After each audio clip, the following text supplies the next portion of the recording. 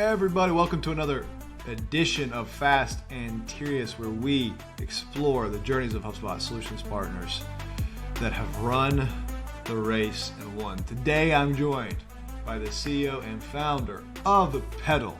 They are known for robust implementations of healthcare, hashtag HIPAA and HubSpot, which is good now.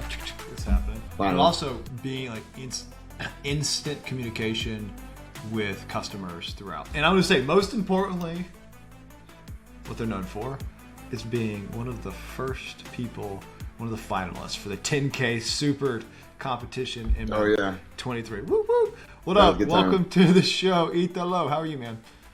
I'm doing well, man. Thanks for having me, Matt. Yeah, no, Actually, never better. I just got back from Italy. I think I told you I was in Italy for 2.5 weeks for my birthday. And my birthday is the week of 4th of July, so it was an awesome time. So I got a lot of free time and time off. So I just got back last Thursday.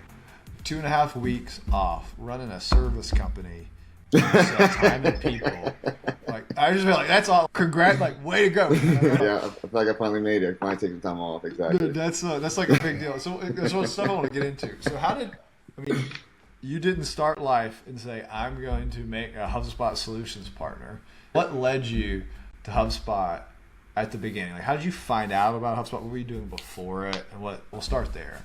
Yeah, it was super organic, man. So it was random. My background is in healthcare. I grew up working at doctor's offices. My brother's an MD. My parents were nurse practitioners. They were nurses back then, but they became nurse practitioners. My mom just went to school forever. She got like 2-year nursing degree, 4-year nursing degree. Then she got a master's, then a nurse practitioner.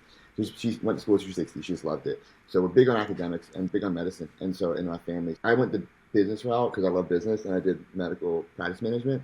But I was pre-med in college. I was going to go to med school, and I was in the pre-med club, and our club share emails. And so I invented something in college. So I had a psych course on like abnormal psychology, and it talked about how people learn faster and like ways people can learn faster. And I was really interested in it.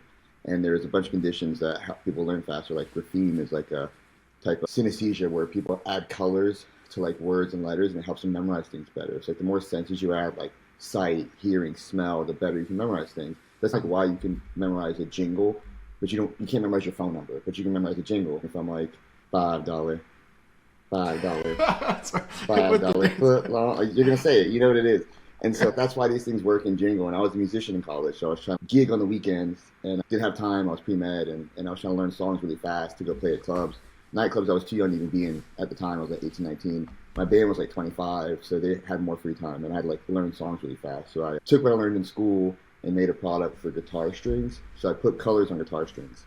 And I wrote a software that colors sheet music, so you can learn how to play much faster. And it would color tab, color sheet music. Now you just mash the colors and like learn how to play. So you made Guitar Hero in real life. In real life, yeah. Whoa, that's what everybody said, yeah. So I invented that in college, and because I was in the pre-med club, all the clubs shared emails, and I got an email from the Entrepreneurship Club, and it was like, do you have an invention or a business idea? And I was like, I do actually. And then so I entered and I won $50K twice. So I won a swept gold. I won everything, like best product, best elevator pitch, best business plan, best marketing plan. They all had $10,000, $20,000 prizes. And I knew nothing about business. I was 100% medicine. The only thing I knew about business was doctor's offices. That's what I worked in my whole life because of my family. And I won it. And then when I won it, they sent me to MassChallenge, which was the guy who won the MIT 100K challenge, John Hawthorne, who's now like top 10 most powerful people in Boston.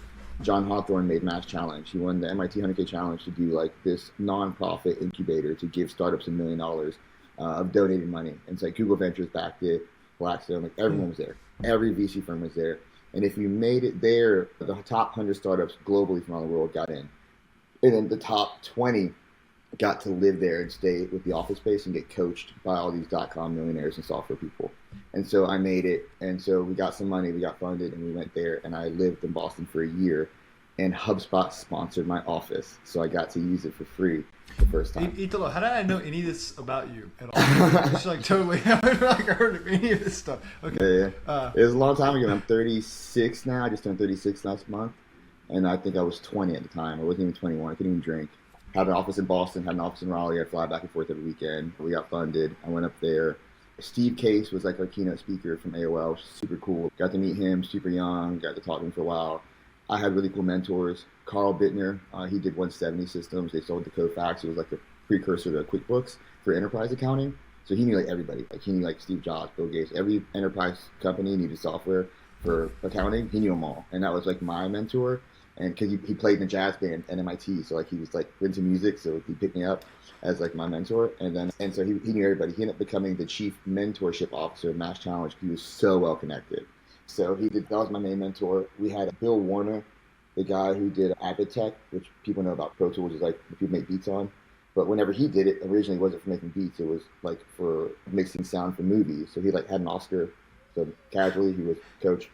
And so these are the people we got trained from. So I was there for a year, and I got coached by these people. And I was like, took MCATs. I was like, go to med school. My brother's a doctor, like just for work. Dude, your brain's got to be so split. If you're like living in Boston, going here, med school, like it's just like what's. Yeah, it was obvious though. It was these guys didn't work, right? These guys were driving their yachts to our office was in the Fanfield building on the water in the seaport. These guys were like driving yachts to the office. So I was like, no brainer. I know where I'm going. No more school. No more school. So your first. This is good. This is good ROI. People question the ROI of things often. And you look at your first interaction with a HubSpot brand was them sponsoring your office for startups. You talk about the ecosystem, and that's 15 years later, you're here. Keep going. This is a crazy story. You're going through this. It gets wilder. That company got funded and then failed. People didn't want to spend $1,500 for a set of guitar strings. I didn't know that. I knew nothing about business. People spend $5 on a pack of guitar strings. They complain about that. And I didn't have the capital, and also like I went to China and got it made. They ripped me off. They sent me strings. The sample looked great. I put down $40,000. All the strings they gave me were shit. Were crap. I couldn't sell them. I was like, now I'm out of money. And so it didn't work out. Lack of knowledge on my end, and then also just I didn't know how to assess a market or like what the pricing should have been. I didn't know how to price or I didn't know anything about that. That failed. Terrible experience for me because I was super young and it really hurt my pride a lot. So I went back to go consult because I had all this really great knowledge from all these guys I got coached from, and I was really passionate about startups and I really loved it. And it changed my life, and I wanted to help other people change their lives and realize, hey, all these guys, they don't even work. They do all this awesome stuff in the world. They don't go to a day job 10 hours a day or 12 hours a day making pennies. And so I wanted to pass the knowledge on. So when I came back, I noticed that everyone in the South, I'm from Raleigh, North Carolina, everyone in the South, no one was using technology for their business to do anything. And I had learned about all this automation, all these processes, and I was like, man, we can do this. So for doctors' offices, for all these other things. I went back into healthcare and managed doctors' offices, and I did a lot of automation, streamlining processes and integrating systems. And then picked up marketing on the side just to get more patients in the door. And then so we had a medical billing company where we did medical practice management for doctors' offices. We had about 12 across the state of North Carolina. And so I would then pass the consulting on to our doctors' offices. We do their billing where you get a percentage of their revenue for doing so in healthcare it's called revenue cycle management, which in SaaS became revenue ops like a decade later. But in healthcare, we've always had rev ops. Because in healthcare, like if you're a business and you go buy something like, hey, you have a TV, I have money, I'll give you money, you give me TV. But in healthcare, there's this roundabout system of health insurance where like before I call you for an appointment, before you can take me for the appointment, you have to make sure that you're in network with my insurance. You even take that. If you do take that, then I'm allowed to come in. I might need pre-authorization from another doctor. And then when I come in, I get the visit. If you and I buy the same thing, you and I can both go to the doctor for whatever it is, a cold. We don't pay the same amount of money. It's based on your health history. It's based on your family health history. It's based on all these different things, insurance. So they all bill different. So a doctor can see two patients do the same exact thing and it bills completely different. Now there's a way to capitalize on that if you're on my end. Hey, like how do we bill the highest? Like what is their background? What's their health history? What's their family history? They have heart disease. They smoke cigarettes. And you can get more money out of it. And you don't have to pay for it as a patient. The healthcare system pays for it, the insurance. So that's what we did. We were optimizing doctors to make the most amount of money and then make sure that money comes back faster. Because if it goes 90 days without being paid, then it's called timely filing. They're not going to pay it. So you have to get it paid within a certain time window. That's how the insurance gets away with not paying your bill. It wasn't done fast enough. And so we already had revenue cycle, rev ops in healthcare. So I've been doing that my whole life for doctor's offices. So I mix that with the healthcare, with the marketing for HubSpot and all this automation. That's how I got into rev ops. That's how I got into HubSpot. And that's what brought me here eventually. Oh. Got it. When did you start Peddle? When did you officially become a HubSpot partner?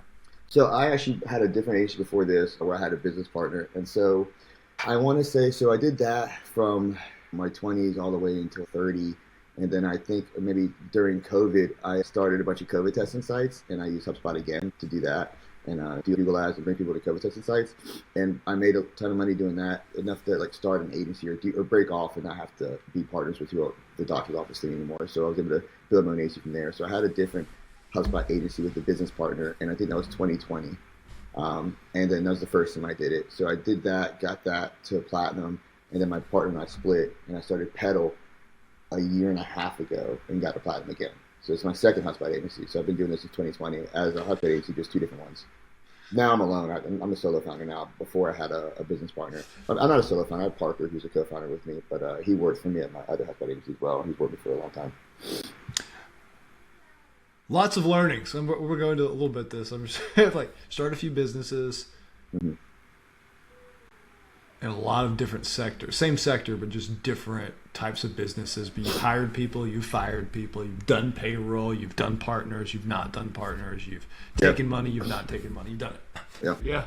Definitely. Okay, so this is so right now you've been in for about a year and a half doing Peddle. You are platinum already, so congrats, make it fast. You almost won the 10K at the pitch last year, which was like you essentially were a year in, maybe 9 months in. You weren't even very like fast at that point. Maybe you won 50K this year. Yeah. We'll do it again. There's always this year. There's always this year. Let's yeah, man. So I want to focus on HubSpot agency in this last year and a half. How many employees do you have now, and your general size? And then from there, I'm gonna go. Hey, what are some challenges that you faced, you had to overcome to get to the scale you've achieved to take 2 weeks off and go to Italy? I know, right? It's a dream come true. Okay. How large are you right now? Yeah, right now we have, I think, so employees have gone up and down, but I think now we're probably at 6 full time, and then we have a lot of contractors. And a lot of people are overseas now as well.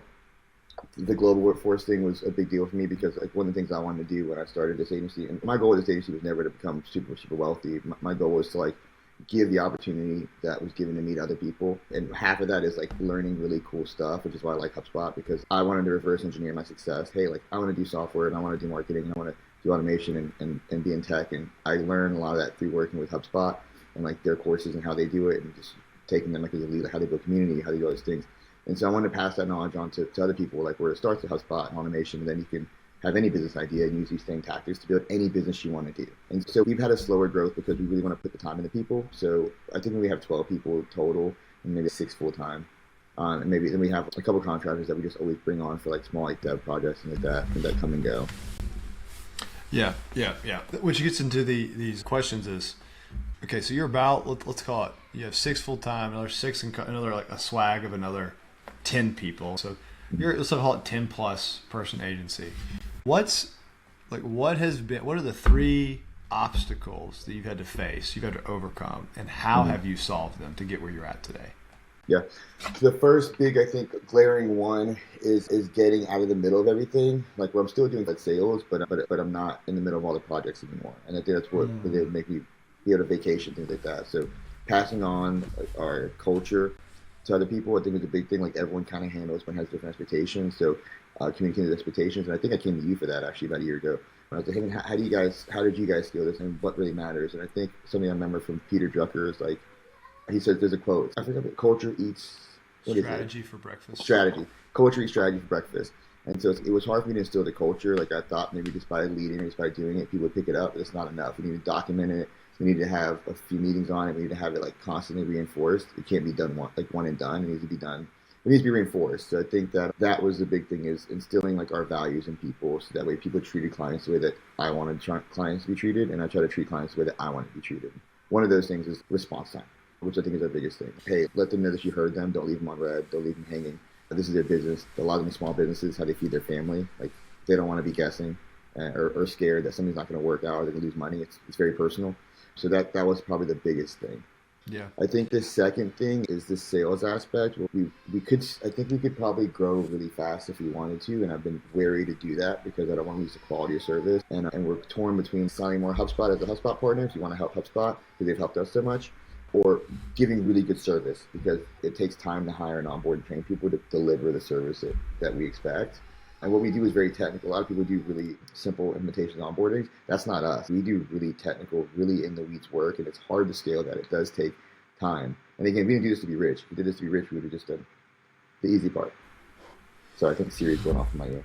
But we do really technical work, and it's really hard stuff. And scaling, like figuring out what to do, sell more HubSpot or take better care of clients has been like a crossroads for us. We're still trying to figure out now on our sales side. So I think what we're doing now is we're going to leverage more partners. And we got this from HubSpot as an idea, and our partners, our team at HubSpot, leverage more partners where some things might not be up our niche, up our alley. We can help set them up and maybe pass on some work to other people.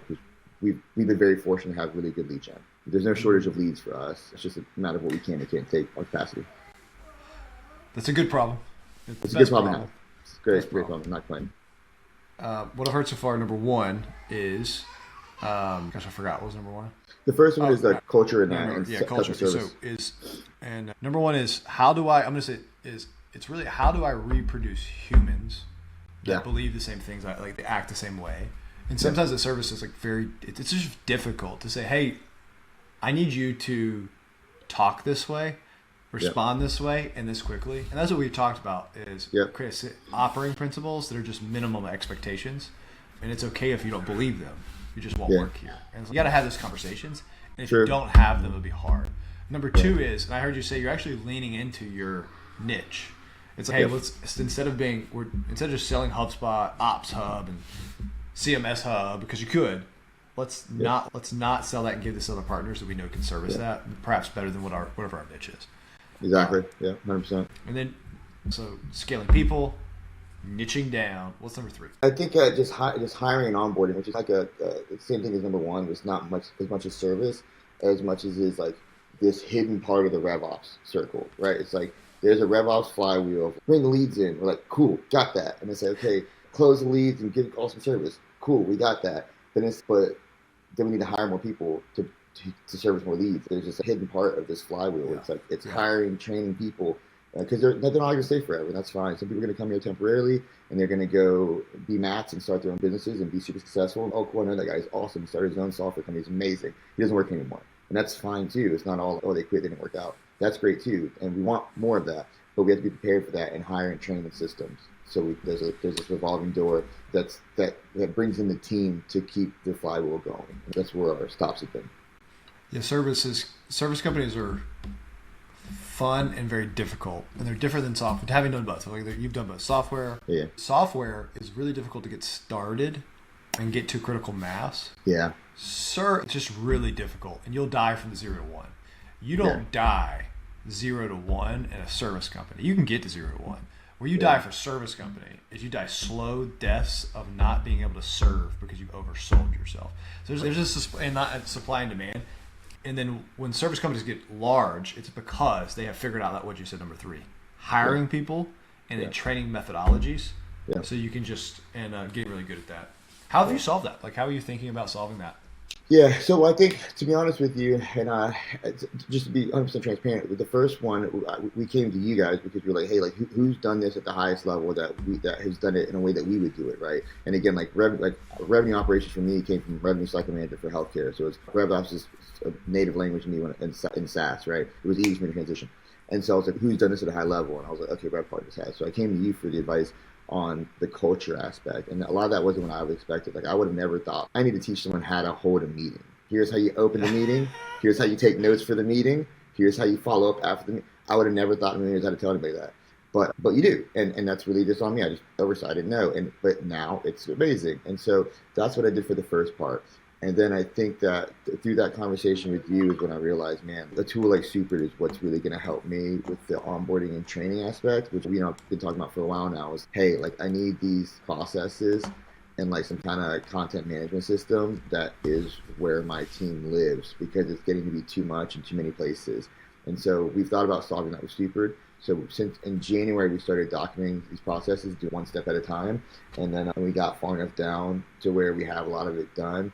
And then the second part was hiring enough hands to where I could be free of the client work and now just focus on the hiring and training aspect, which we just got to for left on vacation. Now we have good team, good hands, and clients are happy, and I can now implement this like flywheel of hiring and training. And so we're putting it Super. I like it. There's a lot of how to scale a service company. I've just put a lot of my opinions inside Super. So what opinions do you have? I'll teach you how to use Super. Yeah. Yeah. Man, you've gone through a lot. What's one thing, you're just like with these quick as we come to the end, what's one thing you would never do again? So I read this thing about agencies, and they're like, it was something about that the best agencies get their house in order first.